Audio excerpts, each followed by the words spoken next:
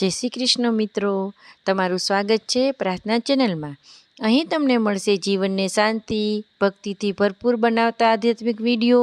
આ ચેનલ પર અમે લઈને આવીએ છીએ વિવિધ વ્રતકથાઓ, ધાર્મિક મહત્ત્વ ધરાવતા દિવસોની પૂજા વિધિ, વાસ્તુશાસ્ત્ર અને જ્યોતિષના ઉપાયો, તેમજ શિવ ચાલીસા, સુંદરકાંડ, ભજન અને સ્તોત્ર પાઠ।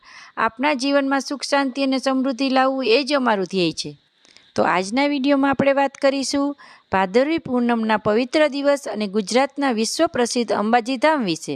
તો વિડીયો શરૂ કરીએ તે પહેલાં જો તમે અમારી ચેનલને લાઇક, શેર અને સબસ્ક્રાઈબ ના કરી હોય તો હમણાં જ કરી લો અને આ વિડીયો તમારા ફ્રેન્ડ સર્કલમાં જરૂરથી શેર કરજો।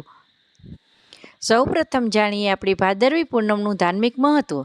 ભાદરવા માસની પૂનમ આપણા ધર્મમાં ખૂબ જ મહત્ત્વપૂર્ણ માનવામાં આવે છે।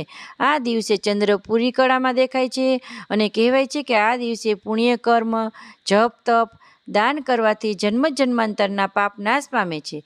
ગુજરાતના ગામડાઓમાં ભાદરવી પૂનમના દિવસે મેળાઓ ભરાય છે, ભજન કીર્તન થાય છે અને લોકો ચાંદની રાતમાં ભક્તિનો આનંદ માણે છે। હવે આપણે જાણીએ અંબાજી ધામનો ઇતિહાસ। હવે કરીએ વાત અંબાજી માતાના પવિત્ર ધામની। ગુજરાતના બનાસકાંઠા જિલ્લામાં આવેલું અંબાજી મંદિર 51 શક્તિપીઠોમાં એક છે। અહીંની વિશેષતા છે કે અહીં માતાજીની મૂર્તિ નથી, પરંતુ પવિત્ર શ્રી યંત્રની પૂજા થાય છે। શાસ્ત્રોમાં લખાયું છે કે જ્યારે સતી માતાજીનું શરીર વિભાજિત થયું ત્યારે તેમનું હૃદય અંગ આ સ્થળે પડ્યું હતું, તેથી આ સ્થાનને અત્યંત શક્તિશાળી માનવામાં આવે છે। હવે આપણે ભાદરવી પૂનમ અને અંબાજીના મેળા વિશે જાણીએ। ભાદરવી પૂનમના દિવસે અંબાજી ધામમાં એક ભવ્ય મેળો ભરાય છે।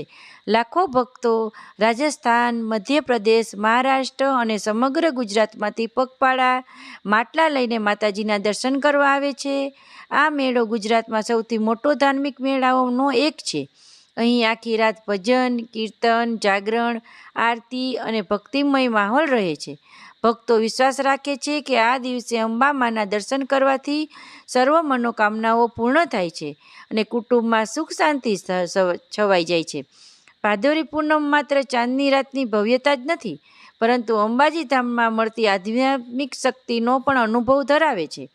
ચાલો તો આપણે સૌ અંબા માતાજીને ભક્તિમાં લીન થઈએ અને એમના આશીર્વાદ આપણા જીવનમાં શાંતિ, સમૃદ્ધિ અને સુખ પ્રાપ્ત કરીએ। તો મિત્રો, તમને આ વિડીયો કેવો લાગ્યો તે અમને જરૂરથી કોમેન્ટ લખજો। જો તમને વિડીયો ગમ્યો હોય તો લાઇક, શેર અને સબસ્ક્રાઈબ કરવાનું ભૂલશો નહીં। અમારી ચેનલ પ્રાર્થના પર આવી જ રીતે વ્રત, કથા, જ્યોતિષ, વાસ્તુશાસ્ત્ર, ભજન અને અનેક ધાર્મિક વિષયો મળતા રહેશે।